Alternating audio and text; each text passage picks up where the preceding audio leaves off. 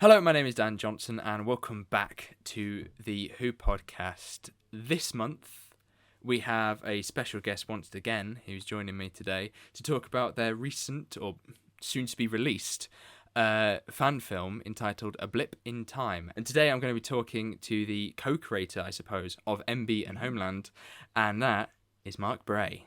Mark, how are you doing today? You okay? I'm doing very well. Thank you, Daniel. Thank you for having me on. It's a pleasure.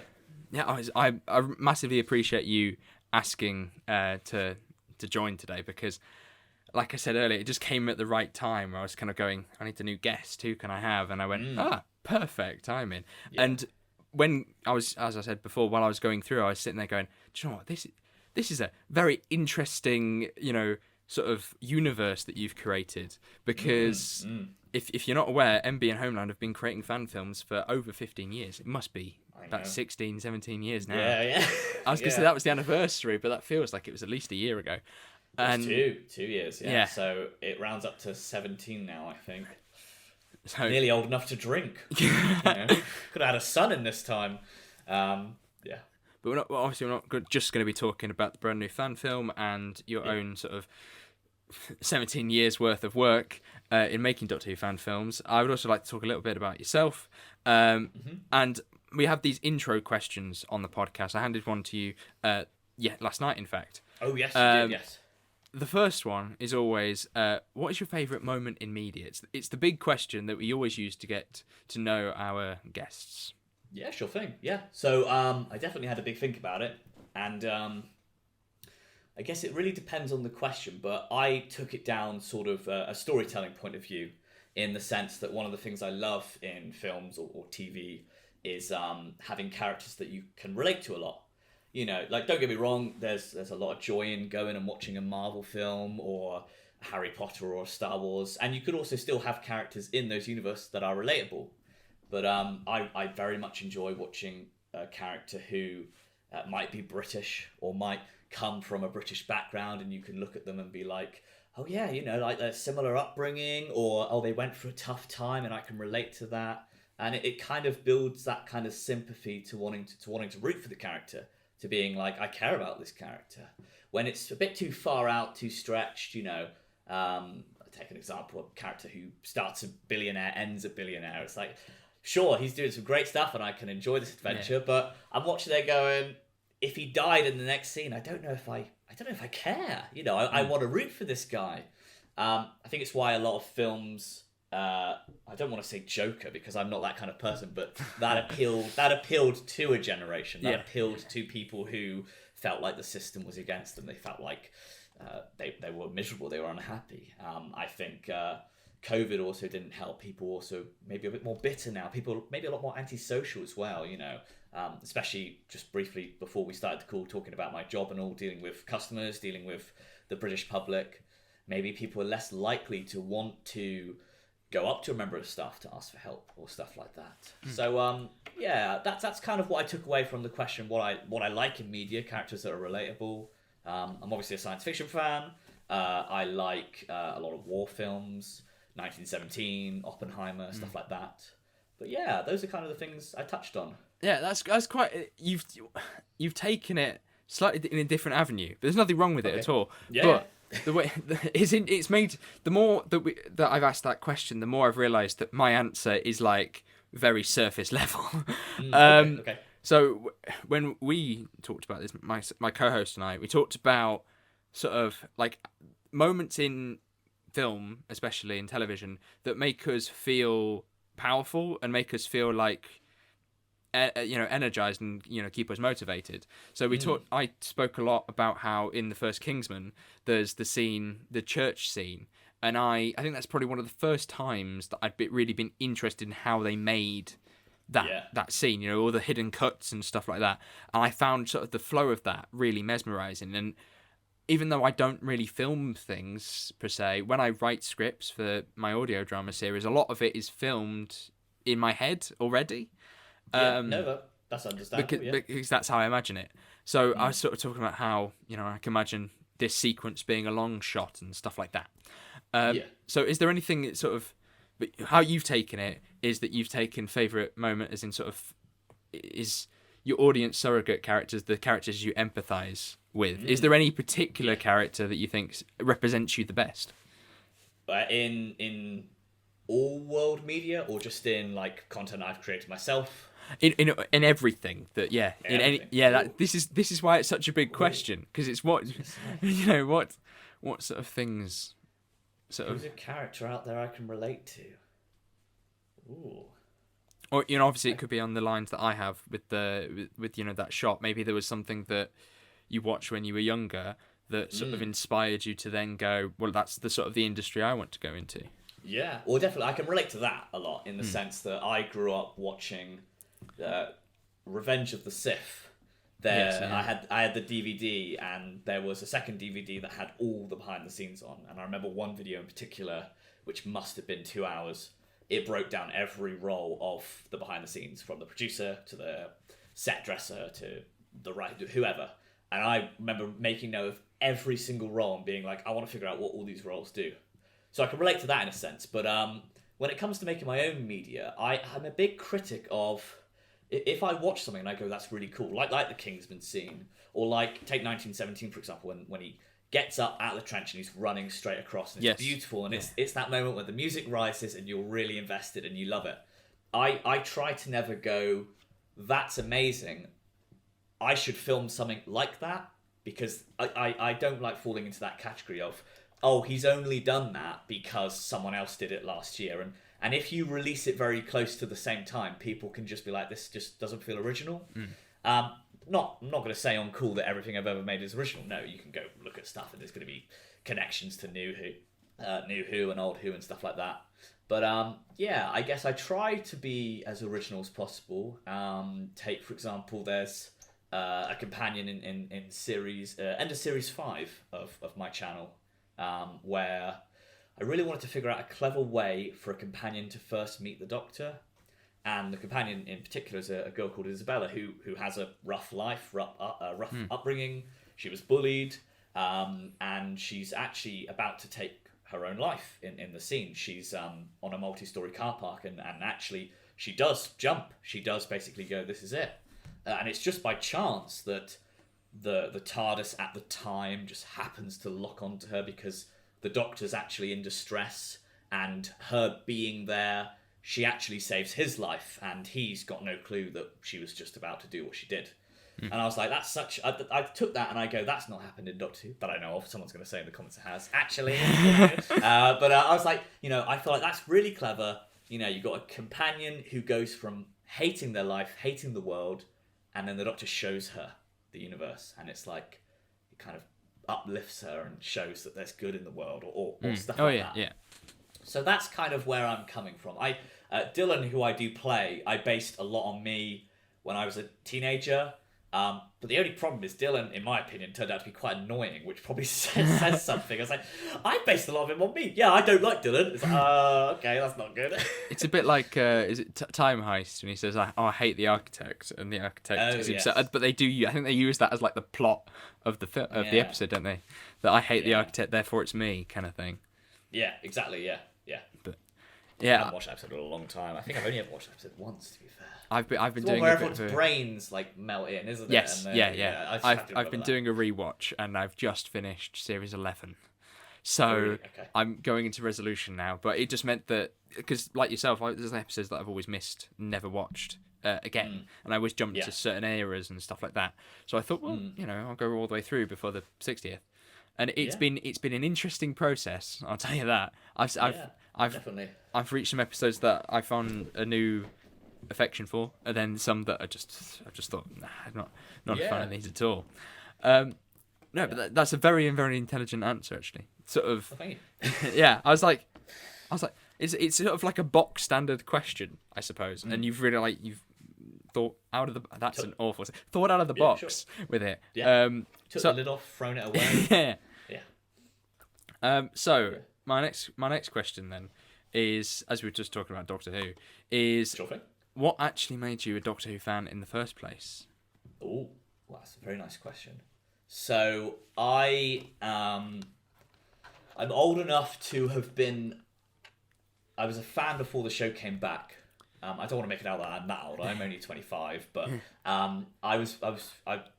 whether you look at it as being very fortunate or whether you look at it as being a curse, my granddad, who lived next door to my house growing up with my parents, had loads of VHS as a Doctor Who, just a cabinet full of all those funky VHS logos, which hold a very special place in my heart because it's such a nostalgia thing. And I have no memory of not having Doctor Who in my life. That's basically, so what was my first episode? What got me into it? The lines are blurry. I can list Classic Who episodes and go, that might have been the first one. Spearheads from Space, Paradise Towers, The Two Doctors. I remember pretty much watching one of each every Doctor, except maybe Hartnell and Pertwee. No, not Hartnell. Hartnell and Troughton, because they were black and white, and I was a kid, and I grew up with, But I've obviously grown to love them as an adult because they birthed the show. Not only First Doctor, but First Regeneration. That's such an important part of the story. So growing up with the VHSs, I know my granddad had not just the covers, but also he had some that he taped that were on telly that day. So sometimes I'd be watching one, and then he'd not realised or had forgotten to tape the next one. So some episodes I didn't know how they finished for years, until finally getting the DVDs or watching them on BritBox and whatnot. And then Doctor Who came back, and I have vivid memories of my sister hiding in my dad's arms and, watching Rose for the first time. And it was incredible. It was amazing. And sadly, a lot of the people I'm friends with, a lot of the people my age group are no longer fans of Doctor Who at all. But they all have the same memory of where they were when they watched Rose. Even my girlfriend was visiting her nan at the time, I think, and they watched it at her nan's house. She's got very fond memories of that. I'm sure you're the same. You might have fond memories of watching Rose for the first time. Well, I'm a little bit younger than you, so I don't. Not really. I was. What year did it come out? 2005, wasn't it? 2005. Yeah. I was 3. Okay, I'm just gonna leave. So I don't really. Well, I sort of remember little bits of Series 1. But Series 2, I think, was definitely where things sort of took. I remember being very scared of Toby in Impossible Planet. Never watched that episode for many years. Love and Monsters, once same thing. Scared of the Absorbaloff. I was scared of Peter Kay. And I remember just crying a lot during Doomsday. But as you were saying then about how you had your granddad's VHSs, my granddad had my experience of Classic Who. For many years was one episode, the first part of Earthshock, because there was a DVD release that you used to get in a paper, I do remember these. Yeah. So my granddad bought that and went, oh, I've got Doctor Who, and my mum was like, it's not the Doctor Who you think it is though. And then I put it on, and then obviously it's the big cliffhanger when the Cybermen turn up, and then the end, boom, it cliffhanger. And then I didn't watch the next episode for many, many years. And that was kind of the only taste of Classic Who I had. I do love the irony in the fact that yours was a VHS and mine was a DVD. But I'm sure for someone it was the internet was probably their first introduction to Doctor Who. Someone out there. And then before you know it, 20 years down the line, it'll be someone who has just put an implant in their brain and they're watching it through their head, which, sure thing. It's like the announcement of the iPlayer episode that they're putting them on iPlayer. For somebody, that will be their, way in. To think that when I was younger, maybe, like, if I was younger but with the technology that we have today, like iPlayer, I think that then I would probably stumble across a bit more Classic Who earlier than I did, in terms of watching it properly. I would say probably 2020 was probably when I actually started watching episodes, maybe a bit earlier. Actual episodes of Classic Who, especially like Hartnell and Troughton. Yeah, I remember with my granddad in particular. Forget the name of the episode. What's the two-parter that's the end of series 4? One's Journey's End. Stolen Earth. Yeah. Stolen Earth. So Stolen Earth airs. Obviously, David Tennant starts to regenerate. Oh, who's going to be the next Doctor? Who's going to be the next Doctor? And then sadly, my granddad did pass away between those two episodes. Oh no! So I've always got that memory in my head that, like, what we know, that he didn't regenerate, and Matt Smith, Capaldi, Jodie, and all this Doctor Who knowledge. It's like he was such a fan, such a big fan, and it's mad. And it's weird to think about that in the future, I might be tuning in to watch the 45th, 100th Doctor, and then I didn't get to see what happened next. But the world works in interesting ways. I'm quite cynical in the fact that is sort of something that I do sort of think about. You know, is go like I lost my granddad this year, and there's a very similar. He wasn't, he wasn't a Doctor Who fan, but I do think there were things that he never got to see happen, such as my job, because he knew.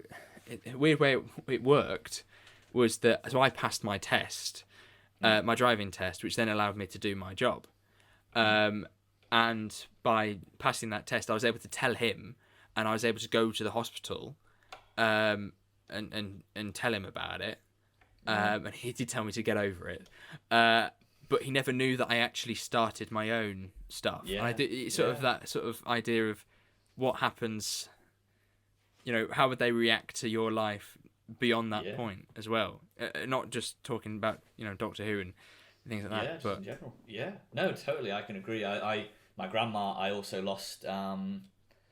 We had just got a new cat, and we probably had the cat for like 3 weeks, and we'd just forgotten to sort of go over and let her meet the cat, and she passed away, and we're just like, it's these small details that you kind of just forget to just poke your head in, check in, just see how people are and stuff like that.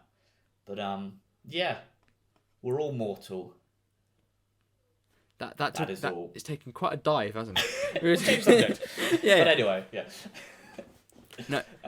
But for me, I think that Doctor Who has always been that sort of steady constant, I guess. Where, like, in school, there was Doctor Who to watch. When I was working in my previous job, I'd finish work quite late. I used to work in a pub, so quite an isolated job in the fact that you'd really spend your time with the chefs that you worked with, and then when you finished, everyone else was just essentially asleep.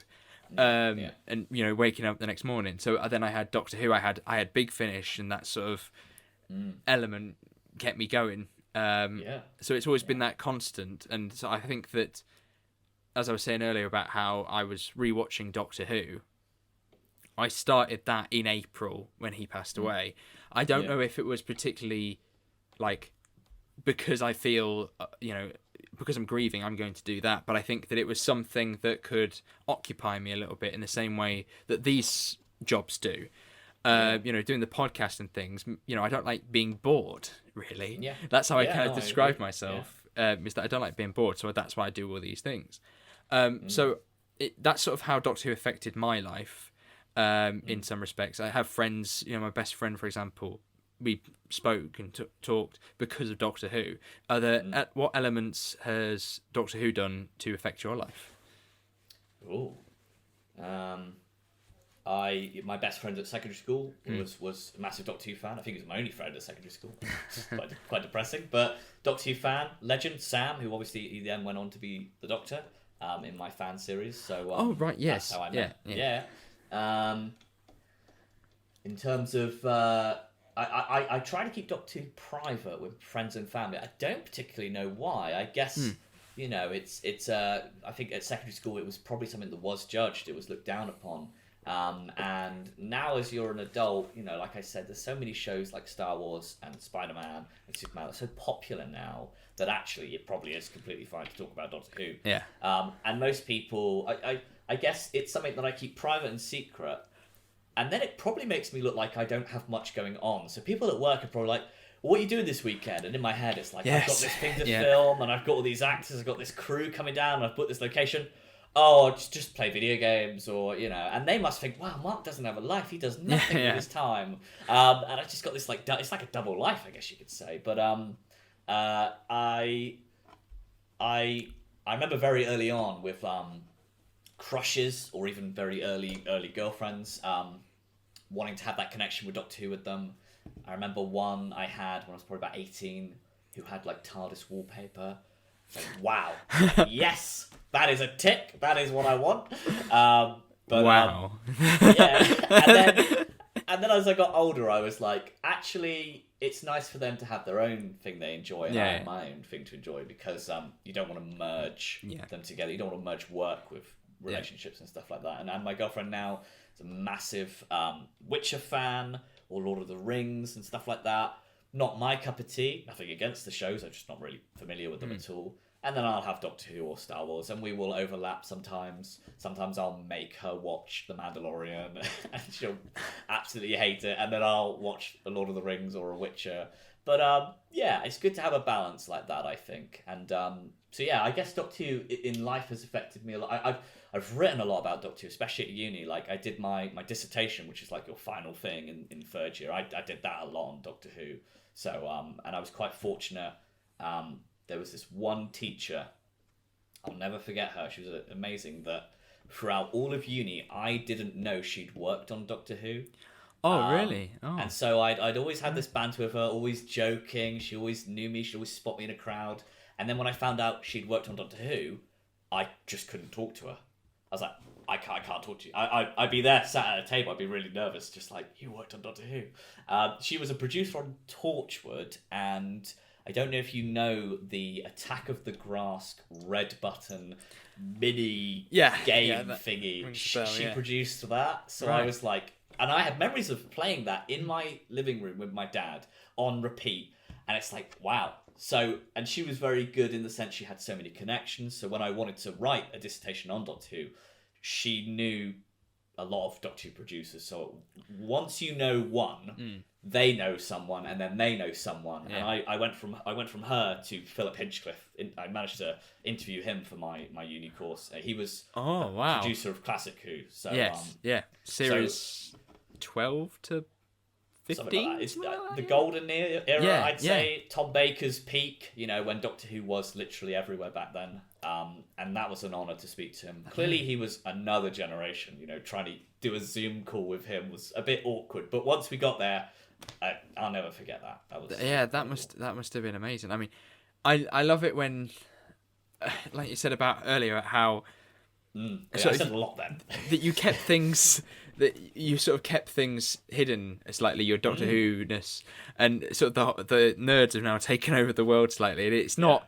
It's now more acceptable. I remember at school, I used to be told that like Doctor Who was like a kids program. You shouldn't watch it.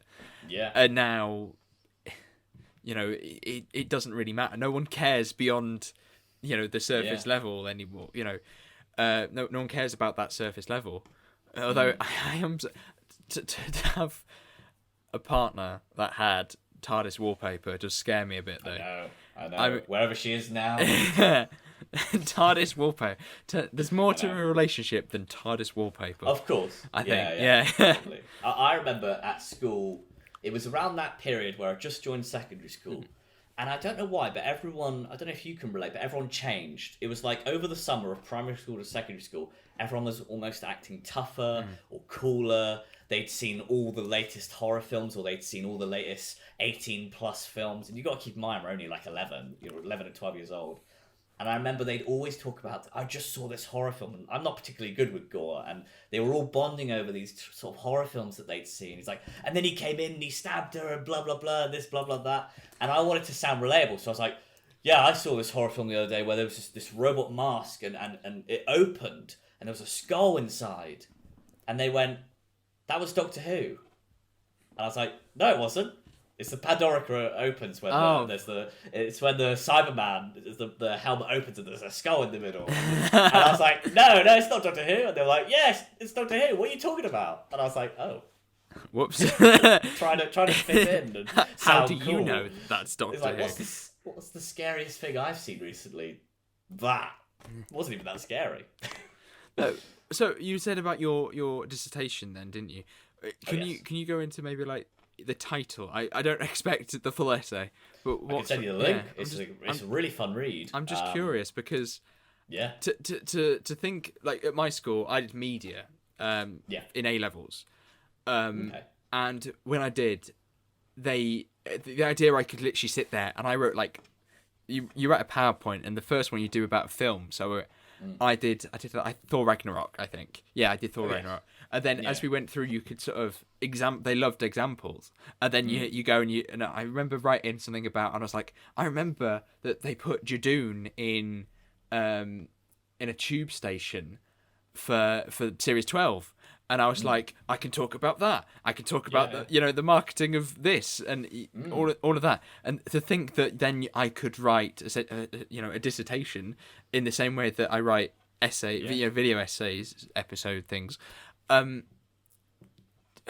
probably not as high a standard as a dissertation, but it was hard. I'll tell you that much. I thought I'd fail as well. To fill you in, we had it's two different pieces of coursework. The first was the pitch, what you want to do, and the second thing was the actual essay. And I don't want to say the word failed, because failing is you didn't hand it in. I got a low mark on it, and I was like, this is going to be really, really tough. But they gave good feedback, and they gave constructive feedback, and it made sense where I'd gone wrong. But it's called The Producers of Doctor Who. Easy title. Yeah. Okay. And I looked at it more from... I got to interview a lot of producers, I think 9 in total. Only one from Classic Who, though, Philip Hinchcliffe, just simply because no one else is alive, sadly. Verity Lambert's gone, John Nathan Turner's gone, and everyone in the middle's gone. But to be able to interview him was a lot of fun. And I just sort of went through and I broke down, not necessarily every producer, but you talk about the 60s, Dalek Mania, you talk about the 70s with Tom Baker, you talk about the 80s and why it started to drift off. And then the revival, and then where it is in its current period, and just sort of what each producer brought to the table. Like, how did they make it their own? Why did John Nathan Turner put a question mark on every Doctor that he was in charge of? Who knows? But that was kind of what it was about. Mainly just getting kind of quotes from people who are no longer with us, like Verity finding stuff like that, or video clips.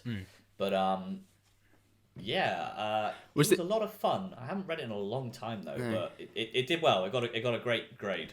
Oh, good. Yeah. You said about video clips. Was that in terms of like for reference, or was that? Oh yes. Because like you didn't make a film or anything, did you? No. But it was mainly for like if you quote someone and you put it in paragraphs, and then you put at the end of your essay. Your appendix. Oh god, this is all coming back to me. You have your appendix and your references, and you have to make sure you do your Harvard referencing and it's all correct and all that lot. But it was just, I'd find an interview with Verity. She'd say, "Oh, I did this because this," and then I'd like drag, drop, copy, paste. There it is, and there you go. But I probably enjoyed the interviewing more. The interviewing was so fun. Because it was fresh new knowledge. I didn't have to go looking for it. I could just be like, "You're in front of me." I remember interviewing Philip Hinchcliffe, and my first question to him was, "What got you into Doctor Who?" And he went, "That's easy."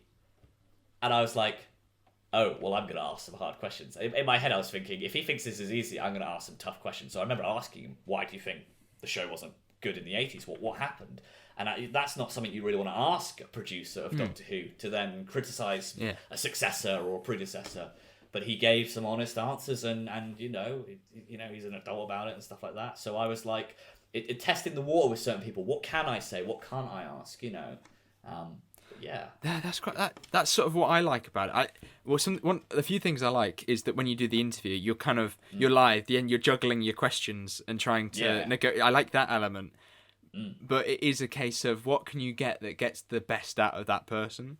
But it must have been quite a fun thing to do, especially for someone that's so prolific in terms of their importance to the show. Yeah, that must have been actually crazy. I remember I typed my answer, so I'd say, "Ask a question." He's talking, type your answer, and he could hear me typing at one point and went, "What's that sound?" And I'm there like, "I'm just typing what you were saying,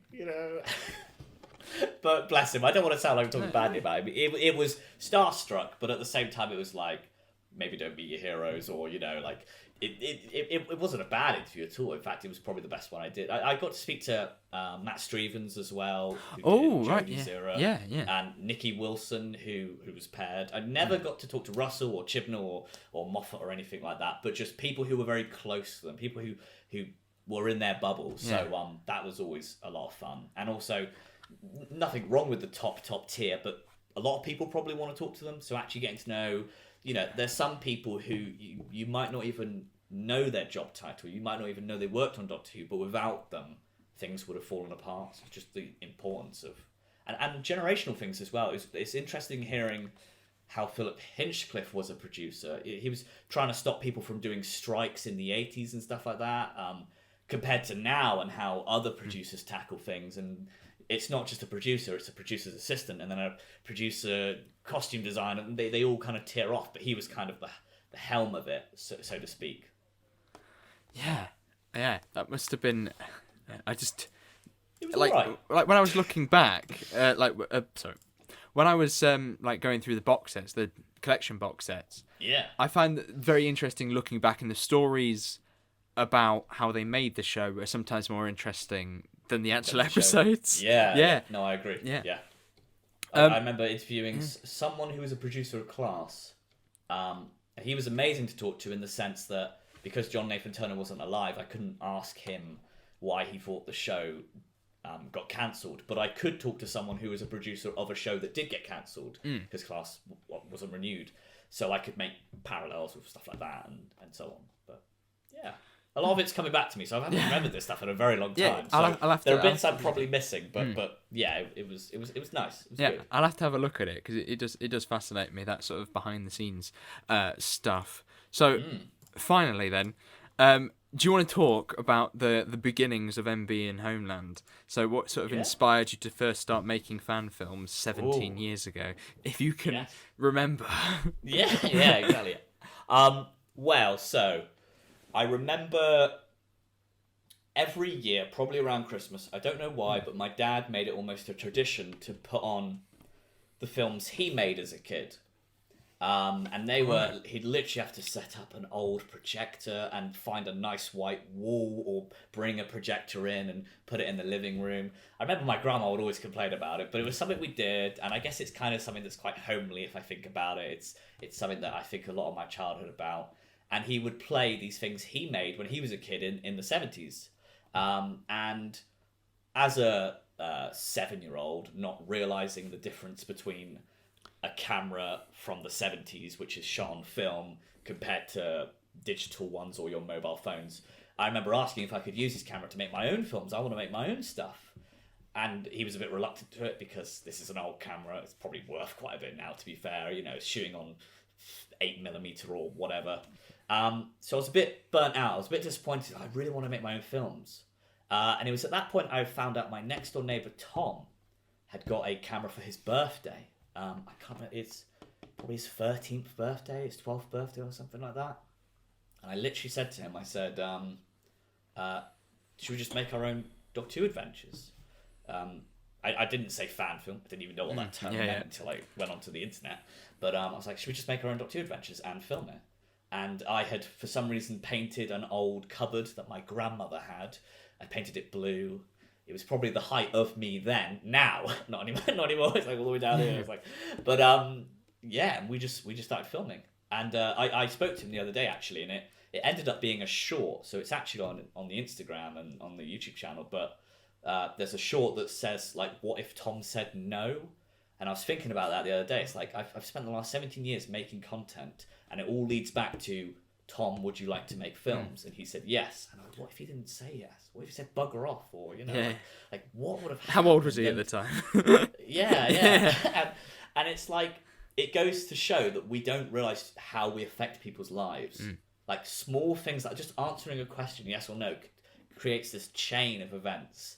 It's very Doctor Who-y in the sense, like Father's Day, she saves her dad and the effects that causes. But it exists in the real world, and I guess it's a reason to be positive, to be good, because we can change people's lives for the better, So that's where it started. It went from just being siblings acting, and then I went to school, and the few people who would appear in it from school did, and then I went to college, and then they'd appear, and then I went to uni, and they appeared. It sort of expanded.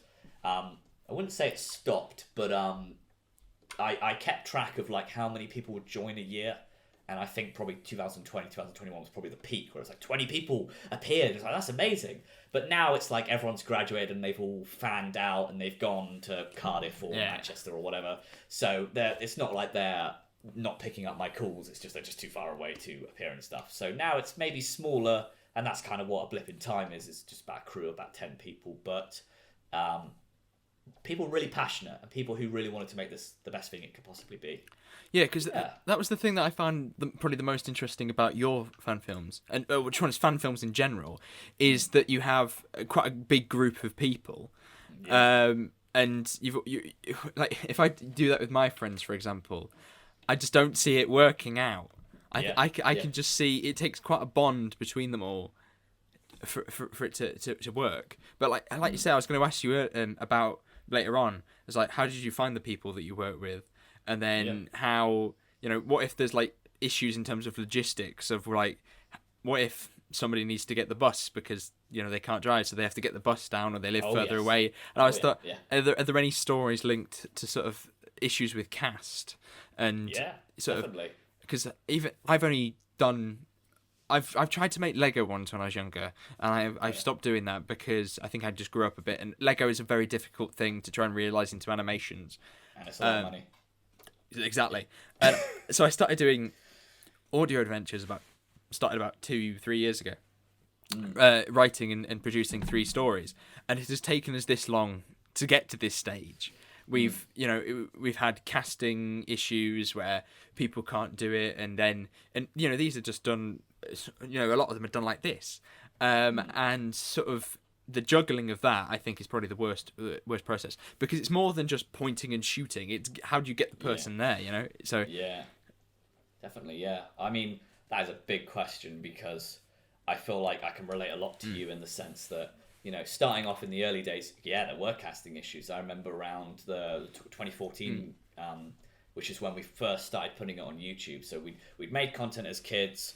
You can technically count it, you don't have to, but we've had 9 steady years of being on YouTube technically since 2014. And like, I guess if you look at Series 2 or a lot of our early work, you'll see that there's a character that maybe appears in episode 4, but wasn't in episode 1, 2, and 3. And it's why? And it's like, well, we filmed that first, and then he dropped out. And then we had to basically, in the previous episode, pretend to pick him up. Oh, there he is. Come on board. End credits. So that it made sense in the next one why he was there. And it made things very janky and very, very annoying. Yeah. But I guess the more I've grown up, the more I've been associated with people who, first of all, I try to make sure that they know before they get involved the commitment. Like, take Callum, for example. It's like, we're about to, like, making Series 6. Okay, this might take 2 years to make. You might attend 50 plus filming days. Yeah. And, don't get me wrong, always I'll let you know 2 weeks in advance, ideally 4 weeks in advance. Okay, I've booked this location for Tuesday. What's your rota like? Oh, I need to swap a shift, but yes, I'll be free. Okay, good. Phew. If for the record, try not to book the location before you know if the actor's free. But that's a bad example. But but yes, early days people would drop out and it would become difficult. But they were kids and we were kids, and as I got older, especially going to uni, like I mentioned, this massive influx around 2020. That was just simply because I'd gone from asking friends or family or people at college to appear. And then at uni, it's a different environment at uni in the sense that you're surrounded by people who not only want to be there, unlike school where you have to, they want to be there, they want to make a name for themselves, they want a career, but they're also just like you in the sense that they are so passionate about filmmaking. And the influx of people who joined, I was very fortunate to be probably the largest friend group in that year, which is saying something. The fact that, like I said earlier, when you're at school, Doctor Who is nerdy or even gay, some people would say back then. And then to be the biggest friend group, and I wouldn't say all of them were Doctor Who fans, but varying from Doctor Who to science fiction to people who liked their Spirited Away or anime or whatever, like to be the alpha males in the group, but to also be like the nerdiest and the worst at talking to women, it's like, wow, that's weird, the tables have turned. But the one thing I loved the most, though, was there were people who joined the group from uni, and they'd either never seen Doctor Who or they just frankly didn't like it, but they still joined because they wanted to make something, but they also wanted to make it their own. So instead of appealing to the fans, appealing to nostalgia or a reference. Oh, let's throw in a River Song reference. They'll love that. It's like, well, actually, I know very little about Doctor Who. I know the premise. Yeah. I know what it's about, but I want to make it my own. It's maybe why the channel, I wouldn't say the channel's not popular. I guess it's maybe not as popular as some other Doctor Who channels out there, but it tries to be original, and that's maybe why people go, well, this feels like Doctor Who, but the story centers around, I don't know, there's an episode that talks a lot about a terrorist attack. You know, people might go, whoa, that's not family friendly. Or there's one that we meet Alan Turing and it tackles homophobia. You know, and it's like, that's, you know, I like Doctor Who, but whoa, that's not the Doctor Who I know. So it's being experimental. We're not restricted like the BBC that we can play around with things, not trying to trigger or offend people, but maybe having bolder stories, maybe darker stories. But and that was perfect. Don't get me wrong. People joined who loved Doctor Who, and they were great, and they were passionate, and they were hardworking. But having that mixture, and it also kind of breaks the ice, because as a kid, you're nervous to ask someone to help out in case they don't like Doctor Who. But now I've got used to people saying, I hate Doctor Who. So come on board, you know? Come on board anyway. That's fine. It's like, you know, and it made such a portfolio for so many of them, and so many of them have gone on to do such great things. So, yeah. Yeah, I understand what you mean in many respects, because even though I'm not sort of aiming for a career in sort of, you know, being a director or anything, I'm still this it's almost like there's like a magic, something that I want to I feel when I watch Doctor Who or another bits of, you know, medium films, and I kind of want to replicate that in the stuff that I make, but at the same time I don't just want to nick episodes from other writers and you know, things like that. So I think you can pay homage, but you need to like add a line to it. Yes, you know, like there's episodes where we have Autons in, and obviously we can't have done it without referencing the past ones and stuff like that. But having a bit of a spin on it, like the one we did, The Future is Plastic, it's not heavily hinted in the episode, but it talks a lot about plastic surgery and body dysmorphia.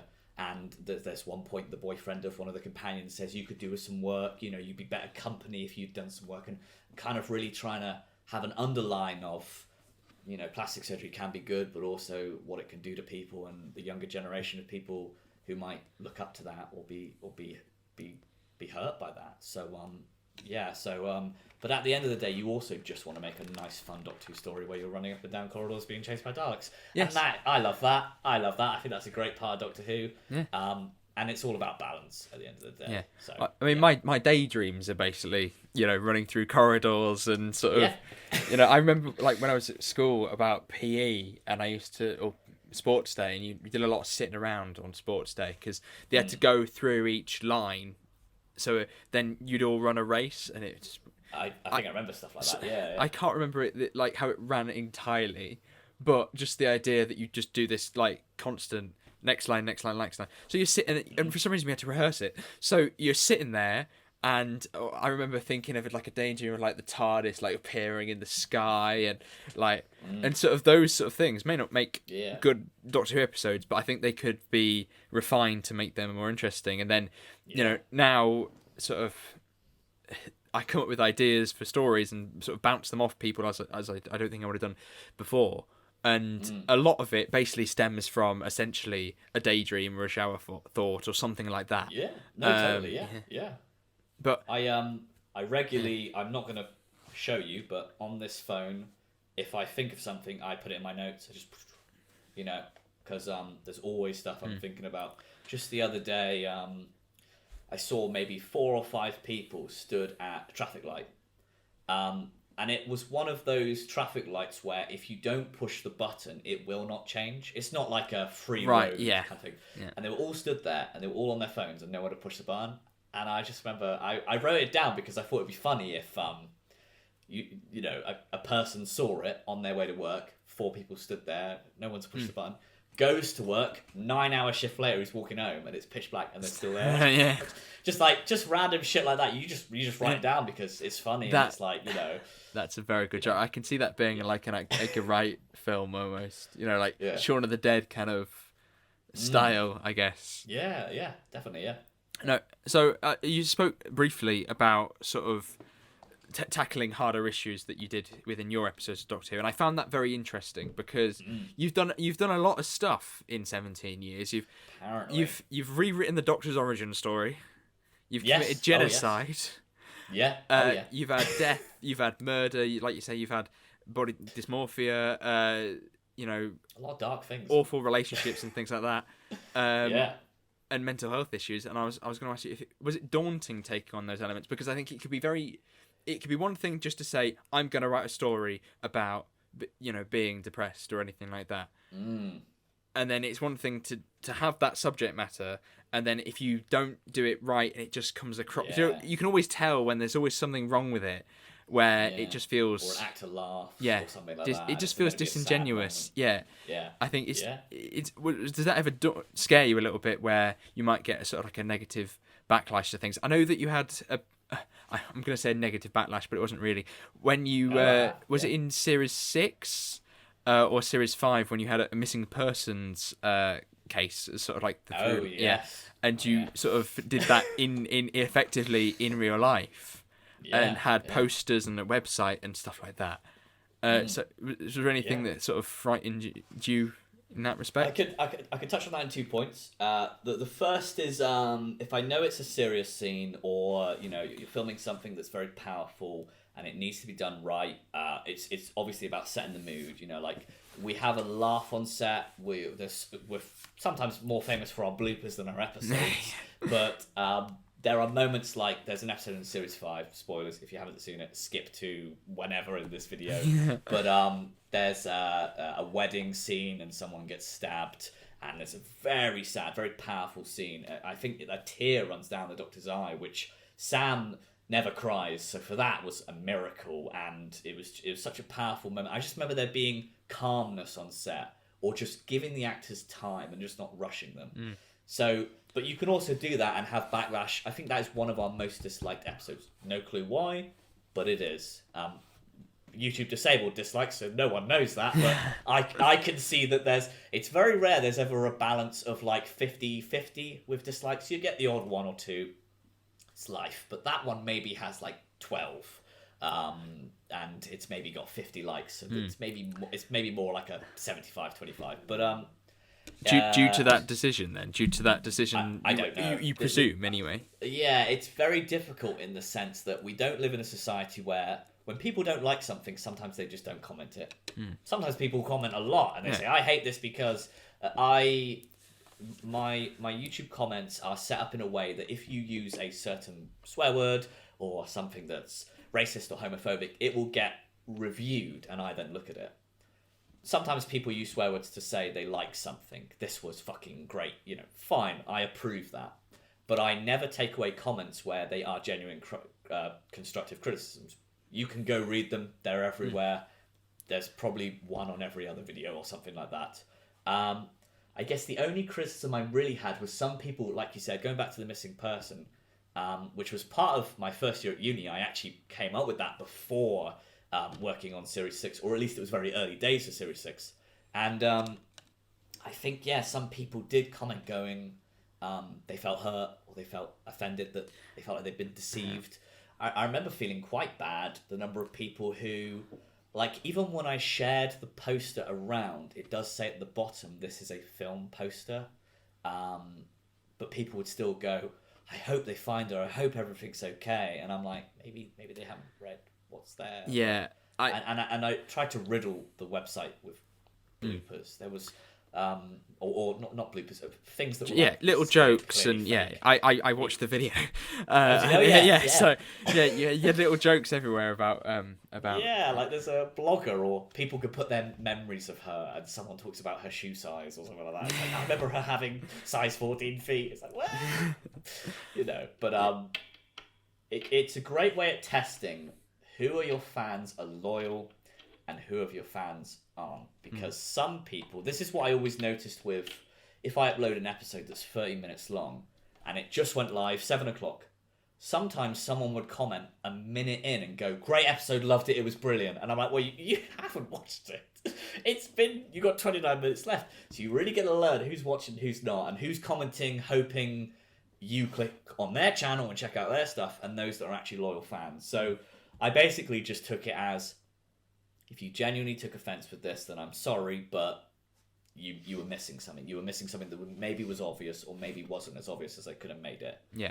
So yeah, I mean, that was basically it. Yeah. When I watched that, I thought my opinion of that was that it's incredibly. I want to use a better word than ballsy, but that's all I can think of. But it requires, a lot of a person to go to that level of detail. But then to do something that I think can be quite a trigger scenario for people. I understand why you did it. I do think it's like a really interesting way of doing it. I do think that it's something I wouldn't have done personally, but I just think it was very clever though for it to be done. And I think if you can't try things and then for them not to come out the way that you wanted them to, that's kind of the point of YouTube, and the point of sort of making all those films and everything like that, was that you are learning a craft in many respects. Yeah, exactly. Yeah, and I remember it was just it's called transmedia storytelling. This kind of the element of what it is, and just learning about it in uni, I was like, just a Star Wars book is transmedia storytelling, because there's the films, there's the games, there's the books, there's the toys, and I think I probably took the missing person idea probably a lot from like the fake Walter White website from Breaking Bad. It's like, or the fake Clive website from Doctor Who, where it's still up. You can still go check it out. It too is riddled with jokes. I think there's one that says I saw the Doctor. He came along. He took my donut out my hand, or something random like that. And just wanted to tell. It's a great way just to reach a bigger audience. You could even say me being on this podcast is transmedia storytelling, because there's an audience I reach, there's an audience you reach, and it kind of sways and roundabouts and stuff.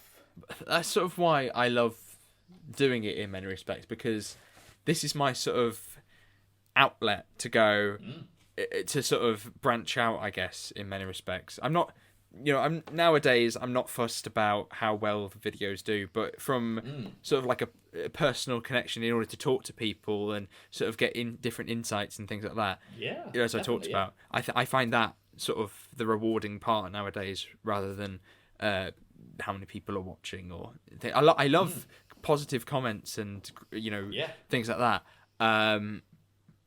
And obviously, I think they're an important part of, there's nothing more rewarding than making a video, uploading it, and then people also agree with you, telling you that, the thing you made was funny, and sort of, that it was up there with some certain companies like Big Finish that make audio dramas. So that has always been quite interesting to me. I wonder what that feels like. I don't know what that feels like. I was going to ask. So obviously we talked about sort of that element. The fact that it also takes a lot of confidence, because you strike me as a very confident person. Well, thank you. Not just because obviously you're tackling these big issues, and Doctor Who's never really shied away from that, but I also find it quite interesting that, for me personally, I would never film in public. Okay. As in, I would never. I probably would now, but if it was on my back to do it, I wouldn't approach it, because I would be too self-conscious of the things that are around me. So, have you had any sort of weird interactions in that respect? Oh yes, I remember one occasion. Before I say any further, I want to make it clear that when we do film, we're covered by a thing called public liability insurance, so we always make sure we run it by our film office, or whatever film office we are. So if we're filming in Bristol or Cardiff or something, we run it by them. So we always make sure we do things safely and accordingly, and it's always just a good plug that those who might be watching this and go, I want to make my own Doctor Who stuff in a few years' time down the line, make sure you get your insurance, because then the budget goes higher. But have you ever filmed where you shouldn't be filming? Has that happened before? Probably in the early days. I guess the rules is a fine line in the sense that if it's less than 6 people, you do not need to let the film office know at all. So if you go and film down your local woods near your house and you're filming with the 6 of you, it doesn't matter. And as a kid, there probably could have been 10 or 20 of us, and we didn't tell them because it's a grey area.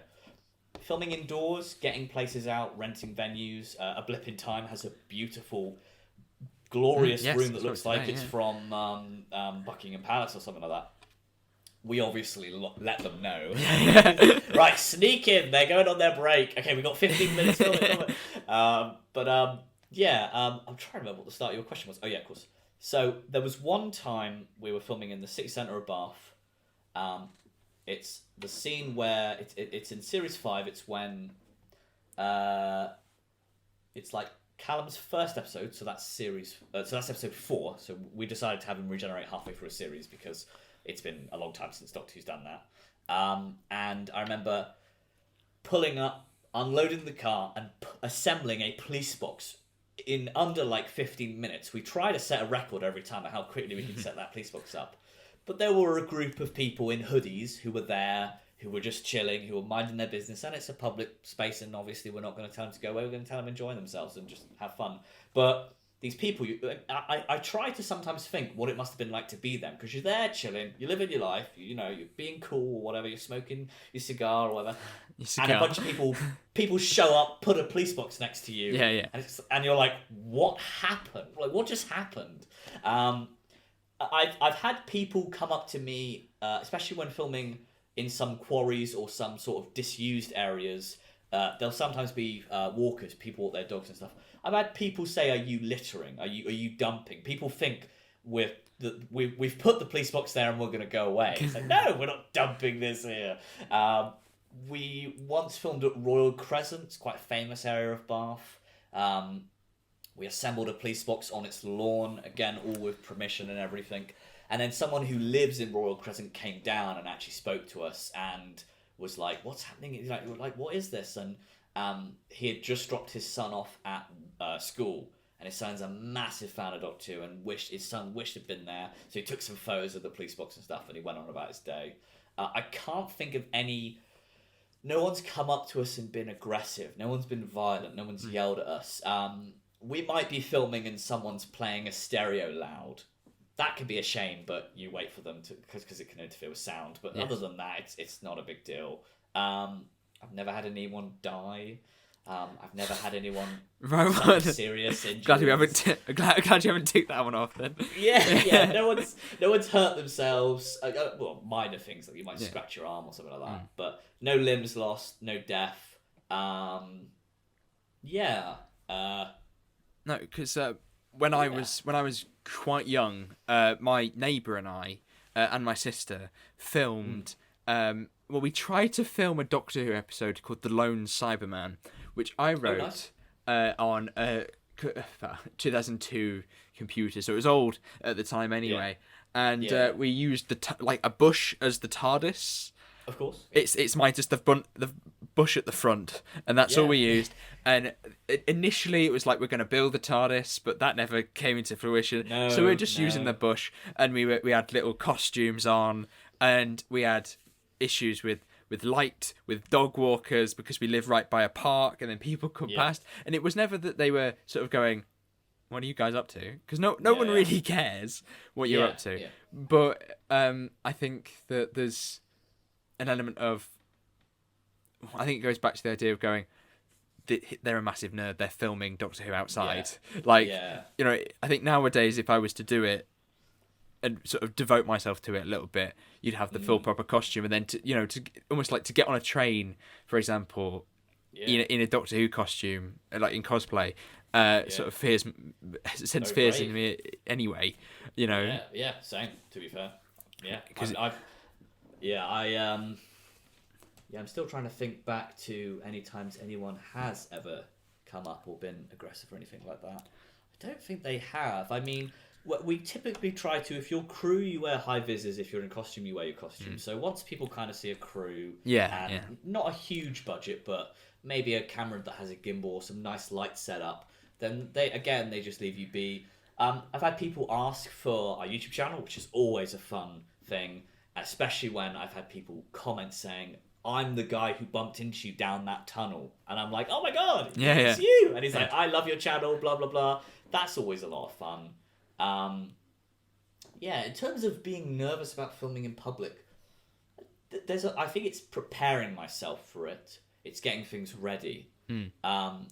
I remember one time, for example, we were just in the lane of my house, like it's like a dirt track where all the houses are, and just being like, we staged it as if we were on stage. Like, you're going to stand here, you're going to say the line here, you're going to do this, and we rehearsed it maybe 5 or 6 times, so that when we filmed there and we had that hour of window before the sunset, there were no mistakes. There are times I go in not prepared and I suffer for it. I feel like something like Series 6 probably did affect my health, probably. I was talking to a friend about this, who I lived with at the time, and we were talking about my original order from McDonald's, what my typical order would be.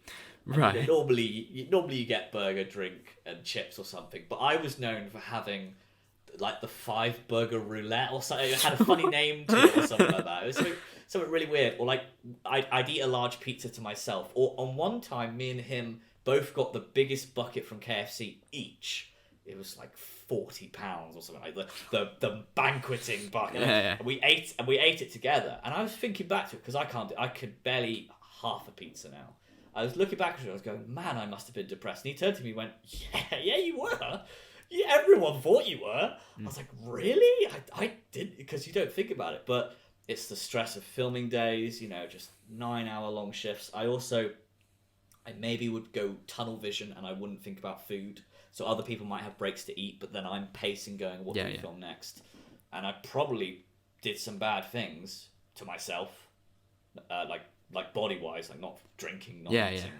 But it's kind of why maybe something like doing a Series 7 is daunting, because I barely crawled through the other side of Series 6, it was... It's like earlier when I was talking about how sort of the organisation to do one of these feels like quite a daunting thing in my mind with my job as well. But then, to go out and actually film as well does I think will definitely take it out of you. And, if you're doing days like that, 9-hour... Well, your filming day, it could be anything, really. Yeah, but it's been 12, it's been 9. Sometimes it can be 2 days back to back, obviously going to bed, but filming one day, you go to bed, you wake up next morning and filming now, What I suppose this is due to my lack of experience. I think a lot of that fear comes from a lack of experience, not actually being filming one. But when it comes to sort of things like the weather, like as we were talking before about, I've got issues with the weather in my job. It must be pretty awful if you're trying to film something, especially if you're filming it over 2 days and you've had all the people booked in, the location booked in, and then it rains on your second day or the weather's even different. Then continuity-wise, things go out the window, don't they? It's the same where, like, I remember doing videos in the front garden, as I was talking about earlier, and you'd notice that when you started filming things, it'd be much lighter. Then as it got darker, you'd end up with like footage that's barely usable because there wasn't anything on it. No, totally. Yeah. I a lot of that with my early stuff as well. In the sense, I remember one time there's a scene where they're running and it's autumn. Oh no, it's summer, and then when they run from the other side, it's winter because all the leaves have vanished on the trees. Weather is just unpredictable. It was one of my questions I asked to most Doctor Who producers. I was like, how do you deal with weather? And one of them who'd worked on Planet of the Dead, when they go out to, I think it's Saudi Arabia, and they film with the sand, and there was a sandstorm at the time. It's like, they lost the day because of that, and that's just what you do. That's life. With a Blip in Time, we have been very fortunate. It's primarily an indoors episode. There's some very grand, beautiful rooms that we film in. But there's a scene that does take place in a field, and we were just very lucky. It was probably, I think it was the hottest day of the year, just by chance. And I think I got a terrible sunburn that I might still be rubbing off because it was only filming wrapped, I think, a month ago. So it's still fresh in our mind. Yeah, of course we had that heat wave, didn't we? Towards I think it was the 10th of September or something like that. That's when the day we filmed. Oh, yes. But, I remember that weekend quite well because that was the weekend my sister moved to university, and the uni halls were so incredibly warm. We went on a desperate hunt for a fan. Like, it was it was absolutely boiling. Yeah. But, like I say, it goes back to that idea that because with that lack of experience and things like that, what do you do when you're in a high-pressured environment anyway, and then you then add on things that you can't control, like the weather. Yeah. I mean, I get quite panicky in my job now about tomorrow, for example. I know I'm fairly okay, but I am sitting there going, tomorrow it's going to rain all day. I might not be able to work tomorrow. Sort of those elements, to then have that with Doctor Who as well would terrify me. Yeah, and I kind of relate in a lot in the sense that, like, we all get it. It's that daunting feeling where, like, take this call, for example. I could have woken up this morning and gone, oh, I'm on call tonight. Oh, I don't really feel like it. Sorry, Dan, I've got a cold. Sorry, I can't come on. Bye-bye. And we get that feeling. We get that stage fright almost. Oh, yes. I do now, still. Yeah. I mean... Yeah, I can relate a lot. It's I don't got want to go better, to work tomorrow. But, yeah. I think there's, like... So there's this apprehension that partly I like it. When I do this, because this is it's a bit of a thrill. My podcast. I'm sitting there going, I'm doing the interviewing. I know the questions from your perspective. You don't know what you may be asked, so there's that element of fear to you. But then for me, I got back at like 6:30 from work, and in that time I'm going to have some tea, because otherwise I'm going to be sitting here with my tummy rumbling. I've got to sort the lights out. I have to hope that the recording works, because I've had times before when I've done full podcasts and then it all to disappear. So those fears, but they're all part of the apprehension. And as I was talking about earlier, sometimes you end filming, and you just, like, at the minute, you can see by the way that my hands are moving around and various things like that, I'm sort of buzzed. I'm full of energy because I'm doing something like this. And that's probably going to last with me for most of the evening, because I'm going to talk very fast and rambly. I'd like to actually just segue this in, because talking about fear and stuff like that, I just remembered, because you mentioned uni halls, there's a scene in Series 6 where Dylan goes home to spend some time alone with a plastic friend of his. Okay. And it's playing on the Auton element, and we basically play on the fact that he has a blow-up doll that is an Auton. And I remember being in... I must have been wearing underwear, but I think that and a dressing gown, and it's a very funny scene, it's very comedic. It did get a lot of backlash, because again, is this Doctor Who? Probably not. Rose, in the episode Rose, there's a throwaway line where Eccleston says something like, everything's going to come to life, every shot with a dummy, everything plastic, and Rose says, every boob job, as a joke. And that kind of maybe made me think, it'd be funny if a blow-up doll came to life and tried to kill Dylan. But I'm filming that wearing very few clothes, in a dressing gown, pretending to fight a blow-up doll, acting as if they're hitting me, but I'm hitting myself. And it's my first year at uni, and a lot of beautiful women live there. A lot of people that I'd maybe like to go clubbing with, and something might lead to another, and I'm there fighting myself to death with a blow-up doll. Why I did that, and why I wasn't scared doing that, I do not know. Because I'm not here sitting like I have no fear, and I'm not afraid, terrified of heights.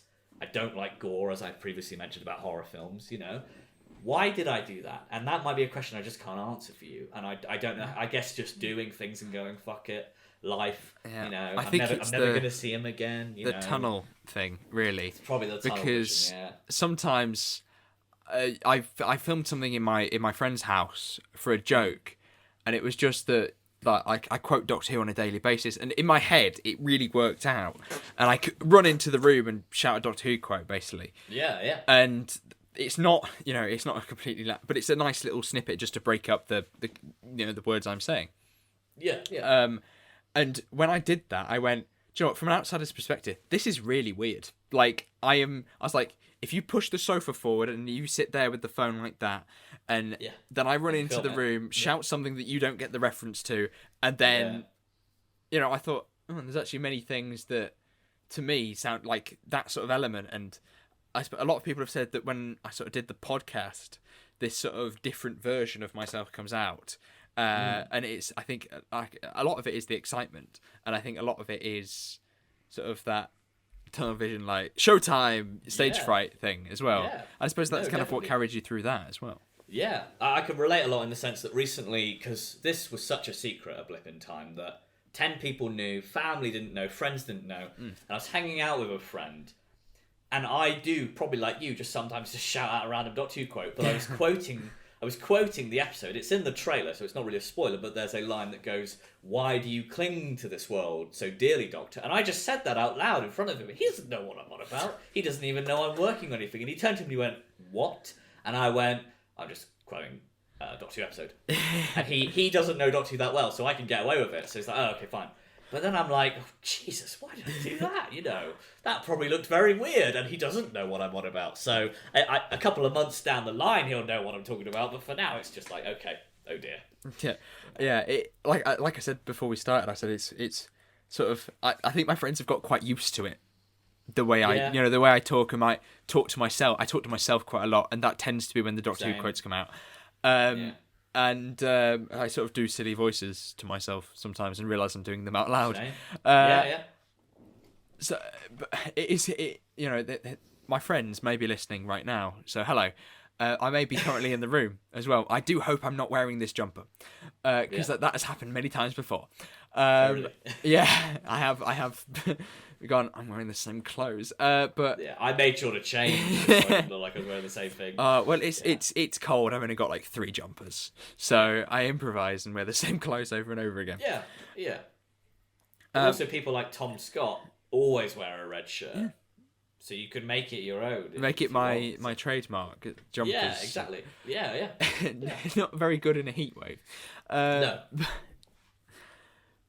But yeah, so they now send me TikToks and stuff like that. So I love them for the fact that they're sort of coming into the world a little bit and they're accepting and almost trying to learn elements. Take an interest. So they're taking an interest in it, and they've watched Doctor Who with me as part of the podcast now. And Luke, who was on last month, never really had an experience with Doctor Who, but still wanted to be part of this, to join me, to see what it was like, and to sort of go into this aspect of my life, which is quite interesting.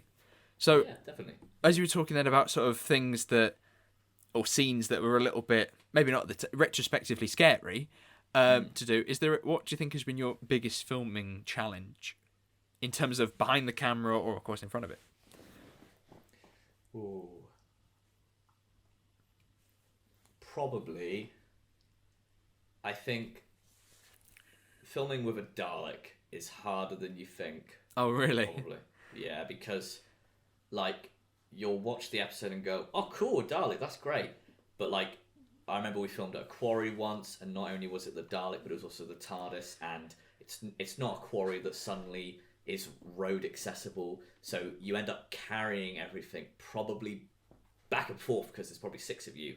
So you probably spend an hour just getting things there. And then a quarry's not the best place to move a Dalek around, so you're trying to find the flattest area to wheel it on. Yeah.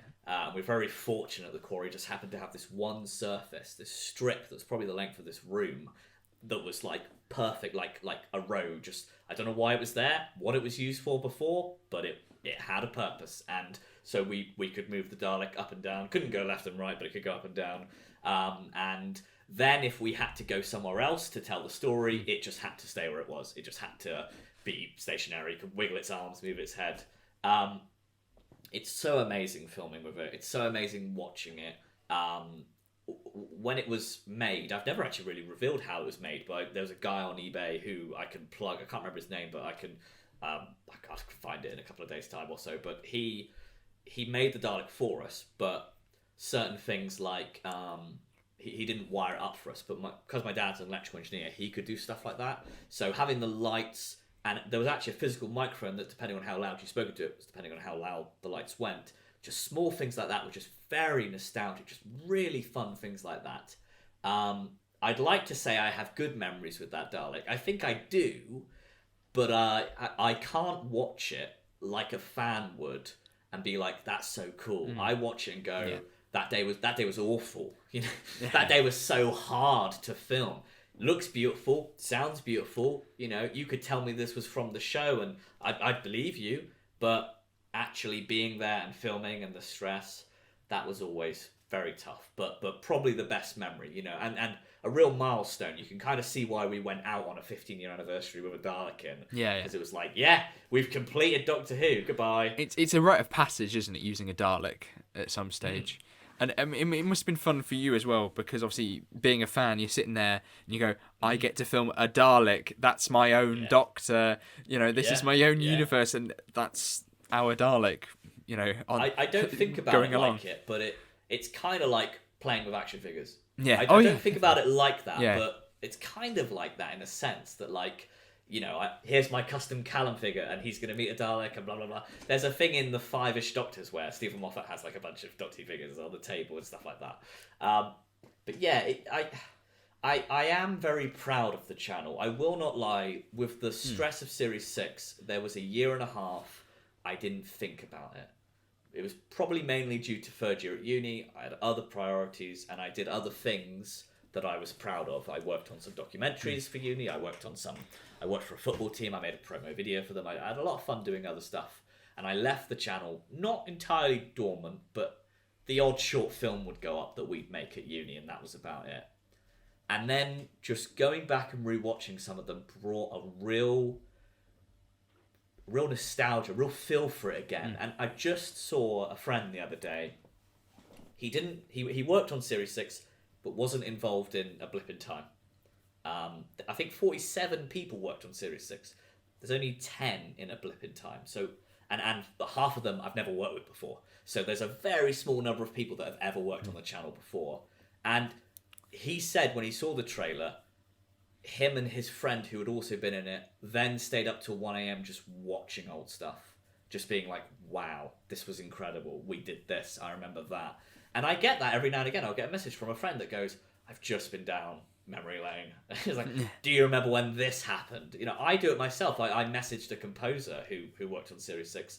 It'd been a year since I'd messaged him, but I went, I've just been listening to your score. Thank you. Just, wow.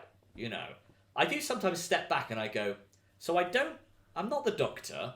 I don't film it. I don't really act in it. What do I do? I sometimes think that about MB And Homeland. I go back and go, what did I do again? I guess I'm putting everything together and then I let them do their thing. But yeah, like so many Doctor Who fan channels out there, the actor who stars as the Doctor, who writes it, also runs it. Yes. I think that's what makes MB And Homeland unique. It's like, okay, here's a crew of 20 people. You go out and film. I mean, I've never missed a filming day. I'm always there, but I don't have to be there. You go out and film. I trust you. You know what you're doing. And then I glee in excitement at looking all of the rushes and all the footage when it comes back in. Yeah.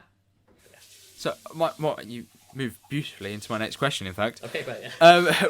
So when you finish a story, what are your feelings towards it? Because I ask this mostly from my perspective of when I finish something, it's like, oh, thank God that's finished.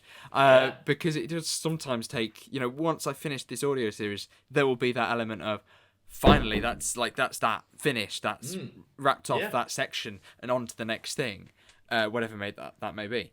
And I was obviously spoken a little bit about it and sort of going, you know, that element of burnout and that sort of stress level.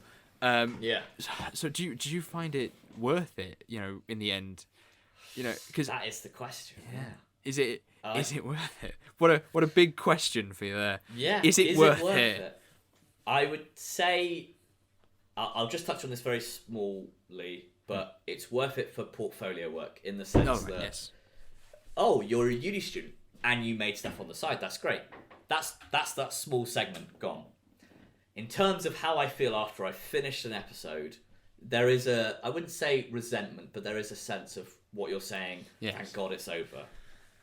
I often find, and I always say this to people who are fans of my work, I'm incredibly jealous of you in the sense that you are sitting down and you're not knowing what's coming, but I know it inside and out. Yeah, I could probably sit here and quote in order every line in A Blip in Time because I've spent the last month editing it. I could just say every single line. It'd probably spoil it, so I probably won't. You know what I mean? And it's like, I will never be able to relate to the fans in the sense that even when I rewatch it after a year, I start having memories of being on set. I never rewatch it and go, I have no idea what's coming because I made it. Yes, I know I'm probably sounding quite simple. So it's exactly how I feel about the stuff I make. Though is that yeah. you drive for that feeling that you have when you watch Doctor Who, but you can't because you're too close to it. You know, emotionally, you know, listening to it over and over again and things like that, and you think, and then you sort of, because then you're in that mind frame of like criticism of, like it's like when your own voice, like when you record something and you're in your own voice, and then you go that sort of sounds off. That sounds like I've cut anything. I was like, no, I haven't. That's my voice. That's how I talk.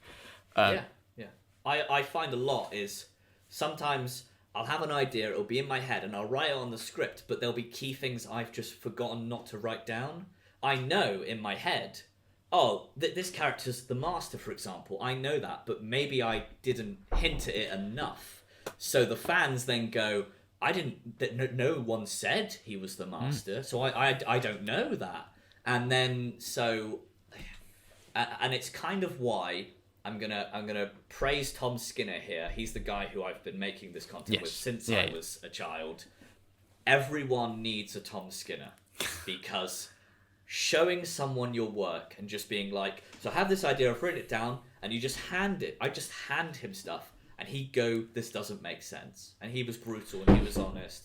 Lovely guy, by the way. Yes. Very very strong Christian background. Not a bad bone in his body, you know. But he is someone who can give very good criticism in the sense like, what's this character's motive? It's like, it's great the Master's back because that'll bring in the audience, that'll bring in the fans because he's a recognisable name. Oh, but why is he back and why is he doing that? And he's very good at basically suggesting things, but he doesn't tell you to put it in the script because there's the whole element of show don't tell. You don't want to be like, oh my god, you know, a character, the Master's back because of that thing that happened 2 episodes ago. It's like, you can know the Master's motives, but leave it out the script. As long as you know his motives, you might want to bring it up in a later episode because you might want to have mystery. You might want to build this suspense. Why? I'm using the Master as an example, but why is the Master back? Why are the Daleks doing this?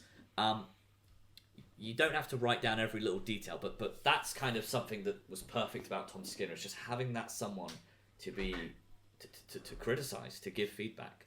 And I think everyone needs a friend like that. So Tom Skinner, if you're listening, wherever you are, you know, he lives in Bristol, so it's that direction. Tom Skinner, let me ring him. I'm not gonna ring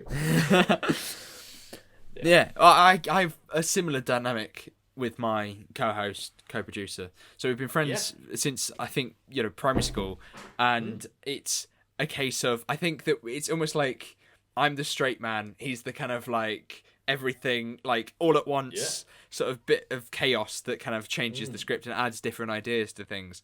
And a lot of jokes are things that Will's come up with. I can't claim all of them, but I'd like to say that I came up with some, and then Will kind of comes in and maybe improvises a few more and sort of changes the lines around a little bit. So it kind of plays to each other's strengths in that respect. Yeah, definitely. Yeah, I like that. And just having someone, just again, I say Tom Skinner as an example, but having someone, a friend, someone close, and someone who's honest, you know. Yes, he's definitely that. The fans in the nicest way will praise. Some will just praise anything I release.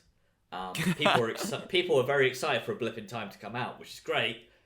But when they watch it, are they going to be? I don't know. I hope they will be. Obviously, I'm not saying there's a big plot twist that it's suddenly something terrible. But so it's those people who are genuine.